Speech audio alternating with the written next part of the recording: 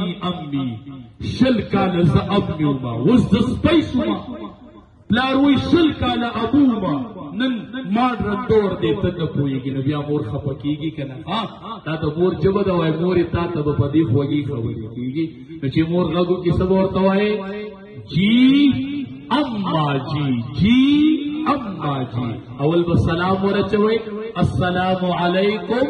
ورحمت الله وبرکاته بیا به مور وایي کېنئ وعلیکم السلام ورحمت الله وبرکاته کور ته چې سړی ننوځي او سلام ورواچي شیطان وایي دې کور کې مې شپه تېروله خو تا راله ختمه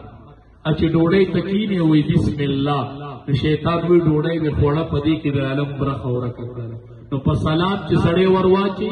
شیطان په دې کور کې بیا شپه نشي کولی او چې بسم الله وایي بیا شیطان ډوډۍ نشي خوړلی ښه نو سلام به ورچو او بسم الله به وایي نبی علیہ السلام سره ماشوم ډوډۍ ته ناستی استاد دې ته وایي هغه وایي چې ما لاس کو نو د سالن دې منځ ته مې ډوډۍ کړله داسې مې دا ډوډۍ ګرځوله نبی علیہ السلام داسې د لاس نه ای بچیا ته څه کې سم مې شابه اول بسم الله ووایه ما بسم الله وایي بیا راته وایي کل بیمیینک په ښي لاس خوراک کوه بیا راته وایي کل مما یلیک د خپلې مخې نه خوراک بسم الله به وایي په ښي لاس به یې خورې او د خپلې یہ ډوډۍ دا منځ نه د سالن ده په دې کې برکت وي خو چا دې منځ ته ډوډۍ وړه هغه برکت دې ختم شي او دا یوه ډوډۍ چې پاتې شي مونږ وایو دا پسې وخوره دا پرېږده ما ځان پې مه خرابوه څنګه چې بیا هسپتال ته ځې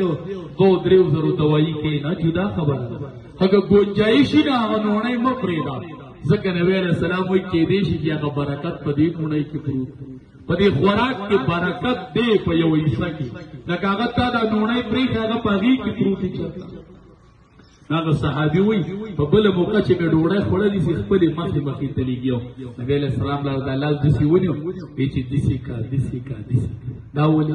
ځکه چې خوراکونه مختلف دي چې کله خوراکونه صحیح